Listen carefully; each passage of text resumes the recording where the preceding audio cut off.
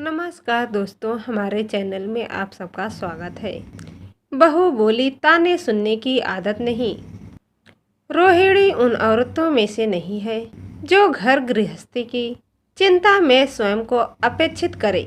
वह बिल्कुल भी सीधी साधी सब कुछ सहने वालों में से नहीं थी।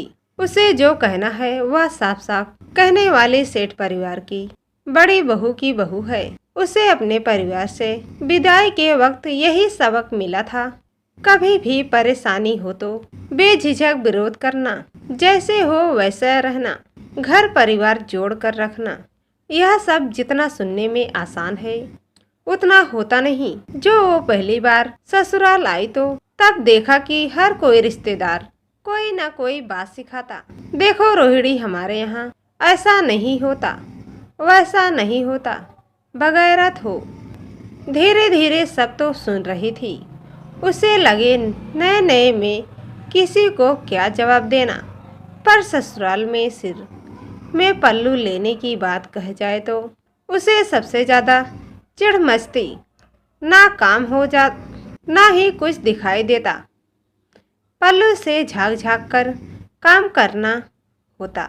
रोहिणी घर के काम में सब तो अच्छे कर लेती, पर उसे पाबंदी बिल्कुल पसंद नहीं था। उसे लगा कि पति के साथ कहीं घूमने जाए तो टोका टाकी न हो। इस तरह अपना मन मारकर रहने वाली में से नहीं थी।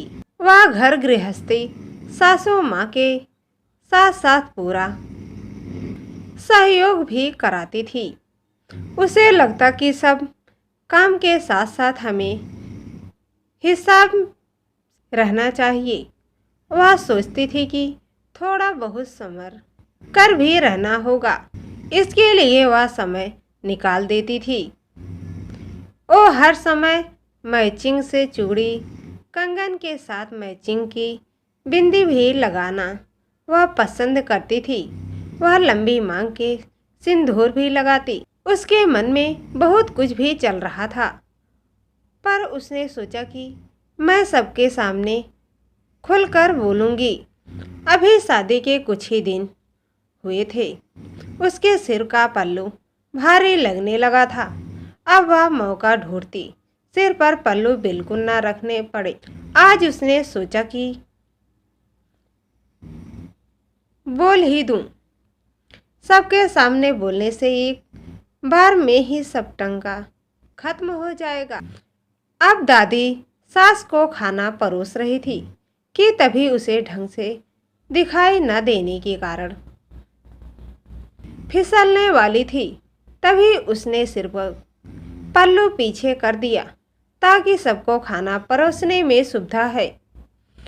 तभी दादी सास तुनक कर बोल पड़ी, न री बहुरिया, तो से तो घूंघट ही नहीं संभलत हैं। घूंघट तो औरतन को गहना होवे। बड़ी अपनी बहुरिया को समझाई दे कि सिर का पल्लू और ऊपर कर ले। इतने मामा ससुर और चाचा ससुर सब बैठे हैं। तब रोहिणी ने कहा, दादी जी, मैं गिरने वाली थी, इसलिए पर्दा नहीं कर पाऊंगी। मुझे पता सबका सम्मान और आँखों का पर्दा करना चाहिए, इसलिए मैं अब से अगली बार मुझे टोका टाकी मत करना। और फिर किचन में जाकर अपनी सास को बताया कि मैं गिरने वाली तो मैं क्या करती। सब लोग उसके बातें सुनकर बोलने लगे। बहुत ज़्यादा एक एडवांस ले आए। देखो तो बहू कैसा टका तो जवाब दे रही। अब सिर पर पल्लू नहीं रखेगी। धीरे धीरे समय बीतते गए। इस तरह रोहिणी सिर पर बड़ा पल्लू रखना छोड़ दिया। उसके यहाँ सास ससुर को कोई परेशानी नहीं थी। घर के लोगों की भी दादी को समझाया, पल्लू रखना आजकल के समय में ज़रूरी नहीं होता। पढ़ी लिखी बहुरिया लाए हो तो घर में काम जल्दी नहीं होंगे, इसलिए पल्लू करने दो। फिर भी दादी सास पुराने जमाने की थी। जब भी रोहिणी के सिर पर पल्लू गिरा हुआ देखे तो बड़बड़ाने लगती, सिर में खूंटा गाड़ दो ताकि रोहिणी का पल्लू न गिरे। हर लोग भी सिर में पल्लू ले रहे हैं, आजकल के चोचले। अब रोहिणी ने कहा, दादी माँ, आपके ताने सुनने मुझे मंजूर नहीं, इसलिए मैं माफ मांगती हूँ आपसे। मैं साफ साफ कहती हूँ, मुझे ताने सुनाया ना करे। एक बार की बात है कि सास ससुर और नंद देवर को शादी में शामिल होना था। अब घर के वह केवल अकेली थी। दादी सास के साथ वह घर में अकेले रहने होते हुए काम अच्छे से कर रही थी।